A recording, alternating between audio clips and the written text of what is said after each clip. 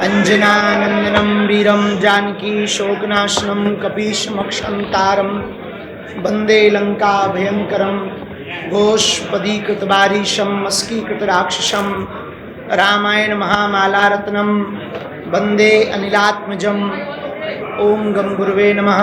ओम हनुमते नमः। श्री बागेश्वर बालाजी की जय, सन्यासी बाबा की जय, सनातन हिंदू एकता पदयात्रा की जय, भगवती आद्य शक्ति कात्यायनी माता की जय, वृंदावन बिहारी लाल की जय और सभी पत्रकार बंधुओं की जय। आज प्रसन्नता की बात है कि एक दिन बाद ही ठीक कल 7 तारीख से 16 नवंबर तक भारत की एक सबसे बड़ी 2.0 यानी हम अपने जीवन काल की दूसरी पदयात्रा प्रारंभ कर रहे हैं। 150 करोड़ भारतीयों की 150 किलोमीटर की हिंदू एकता पदयात्रा। ये पदयात्रा सनातन धर्म की विचारक यात्रा है। इस देश को कास्टवाद ने खोखला किया है। हम इस देश में राष्ट्रवाद चाहते हैं। हम तलवारों की लड़ाई पर भरोसा नहीं करते, विचारों की लड़ाई पर भरोसा करते हैं। इस देश में सनातनीय परंपरा के मानने वाले जितने लोग हैं, हम उनकी लड़ाई लेकर के, हम उनके विचारों को लेकर के गांव गांव गली गली नुक्कड़ नुक्कड़ जाएंगे, हिंदुओं को जगाएंगे, हिंदुओं को एक करेंगे, ताकि आने वाले समय में भारत की जो जनरेशन है अल्फा बीटा या वर्तमान में जैन जी, वो कास्टवाद के चक्कर में ना पड़कर राष्ट्रवाद के चक्कर में पड़े और भारत हमारा विश्व गुरु बने। इसके लिए ये पदयात्रा है, 150 किलोमीटर की है। कल प्रातःकाल 7 बजे से कात्यायनी माता मंदिर पर मंचीय कार्यक्रम प्रारंभ होगा। इसमें राष्ट्रगान और हनुमान चालीसा के साथ पदयात्रा प्रारंभ होगी। प्रतिदिन 7 शपथ ली जाएंगी। लगभग 40,000 पदयात्री का रजिस्ट्रेशन बागेश्वर धाम पर हो चुका, जो पूरे भारत वर्ष से आ रहे हैं, जगह जगह कोने कोने गली गली से आ रहे हैं। 80 करोड़ हिंदू इस देश में रहते हैं। उन सभी हिंदुओं की लड़ाई हम गांव गांव गली गली में पहुंचकर लड़ रहे हैं। हमारा उद्देश्य एकमात्र है कि इस देश में हिंदू एकता हो, सनातन एकता हो। हम मुसलमानों के खिलाफ नहीं, हिंदुओं के पक्ष में पदयात्रा कर रहे हैं। इस पदयात्रा में हम आपको निवेदन करना चाहें कि कोई भी पदयात्री अस्त्र शस्त्र लेकर न आए। इस पदयात्रा में माताओं की सुरक्षा विशेष रूप से हो। इस पदयात्रा में रहने की, भोजन की व्यवस्था बहुत व्यापक रूप से की जा रही है। जितनी सामर्थ्यता है हमारी इन 10 दिनों में 9 रातें रुकेंगे, 10 दिनों तक चलेंगे। राष्ट्रगान से प्रारंभ होगी, इसके बाद पदयात्रा बढ़ेगी। गांव के लोगों से हम मिलेंगे, उनसे हिंदू एकता के लिए संकल्प दिलवाएंगे।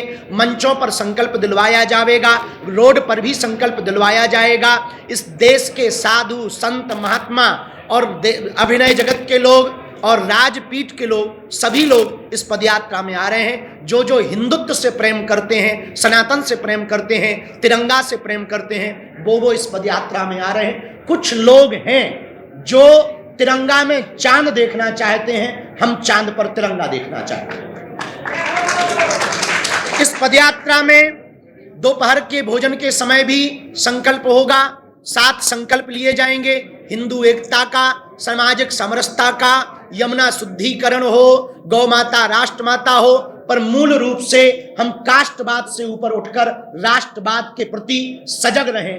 हमारा उद्देश्य इस पदयात्रा का आपकी आने वाली पीढ़ी को बचाना। यहाँ जितने पत्रकार हैं, मीडिया कर्मी हैं या कैमरा चलाने वाले हैं, हम आपके बच्चों के लिए भी ये पदयात्रा कर रहे हैं, ताकि आपके बच्चे आने वाले समय में इस्लामिक ना हो जाएं, अपनी परंपरा को मानते रहें। इसके लिए ये पदयात्रा कर रहे हैं। इसी के लिए हमने आज हमारे अभिभावक रूप में श्री तिजारा बालाजी और श्री मनोज त्यागी जी, आप सबने आज की व्यवस्था की, आप सबको बुलाया।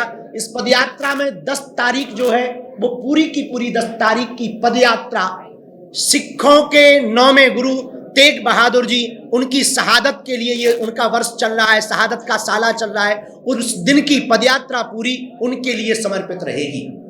एक दिन की पदयात्रा किसानों के लिए समर्पित रहेगी। इस देश के 2 ही रियल हीरो हैं, सरहद पर खड़ा जवान और खेत में खड़ा किसान। इस इन 10 दिनों की पदयात्रा में, पूरी पदयात्रा हिंदू एकता के लिए है।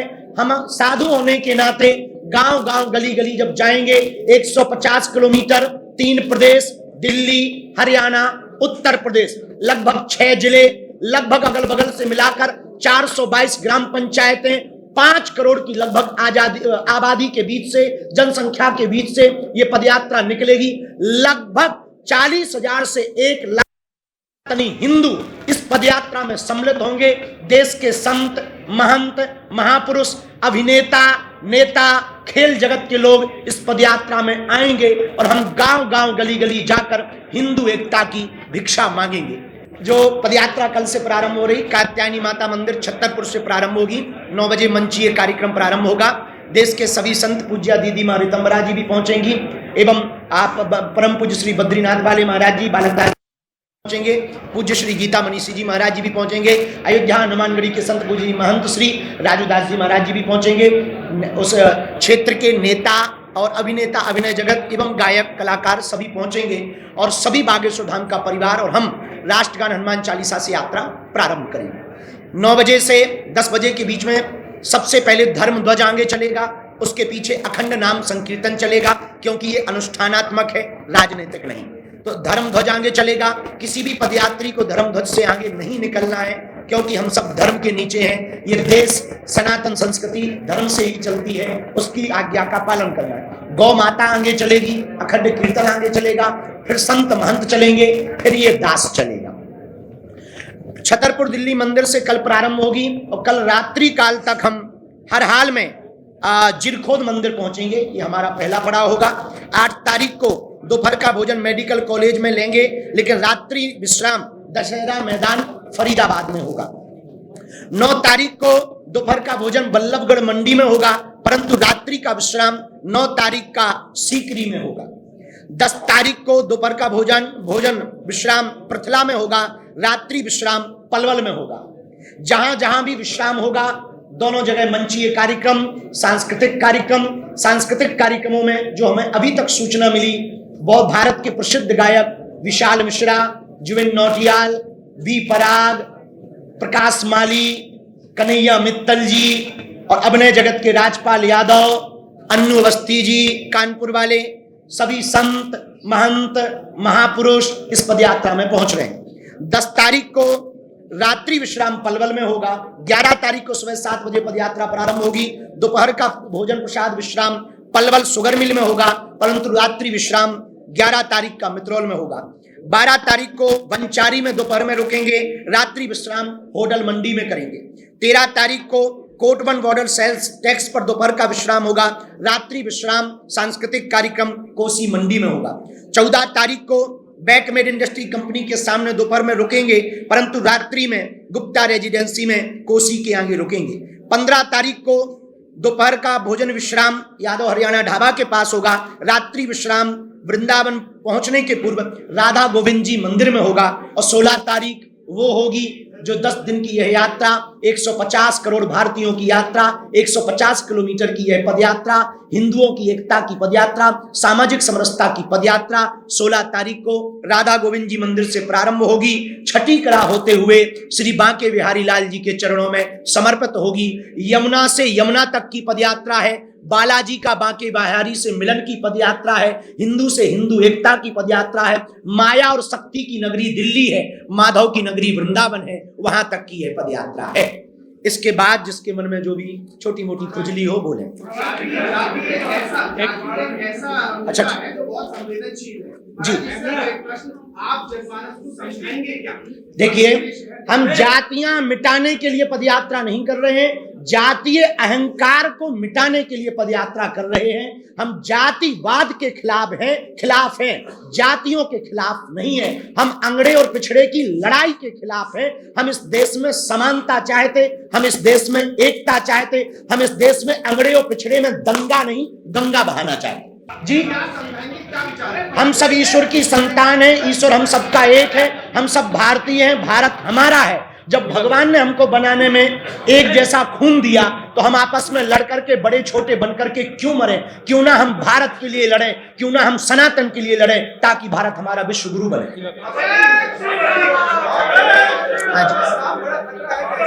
हाँ, हमने जी आओ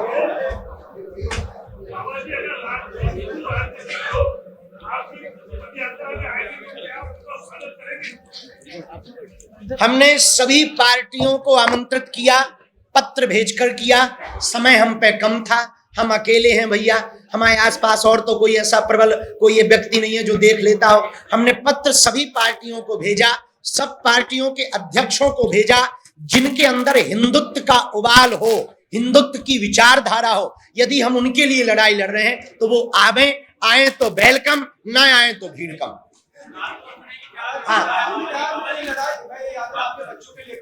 हाँ,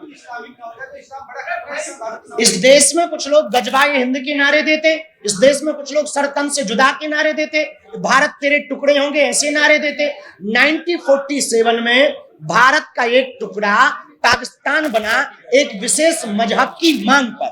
जब विशेष मजहब की मांग पर पाकिस्तान बन गया तो शेष बचे हुए हिंदुस्तान को 80 करोड़ हिंदू रहते हैं, उसे हिंदू राष्ट्र हो जाना चाहिए। ये हम विचारों पर भी चाहते हो, कागजों पर भी चाहते।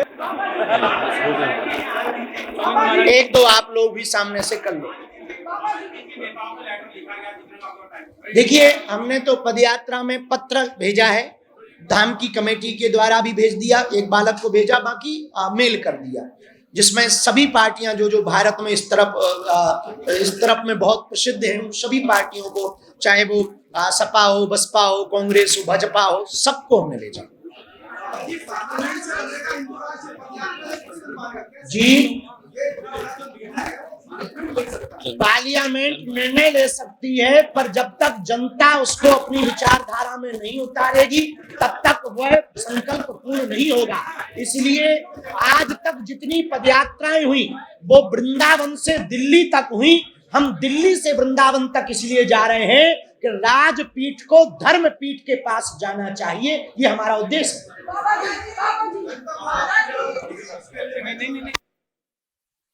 जनता ही अगर मांग कर जनता के बिना, समाज के बिना कोई भी संकल्प पूर्ण नहीं हो सकता। हम कागजों की लड़ाई नहीं चाहते, हम कागजों पर हिंदू राष्ट्र नहीं चाहते, विचारों में हिंदू राष्ट्र चाहते हैं। विचारों में हिंदू राष्ट्र हो जाएगा तो पार्लियामेंट में अपने आप हो जाएगा।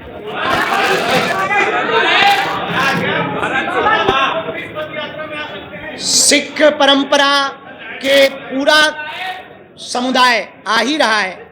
इस्लाम धर्म के कुछ आए कि हम पदयात्रा में आना चाहते हैं, हमने कहा तुम तो घर वापसी भी कर लो, वेलकम टू यू। और वो भी आ रहे हैं, उससे हमें कोई, देखो ये पदयात्रा,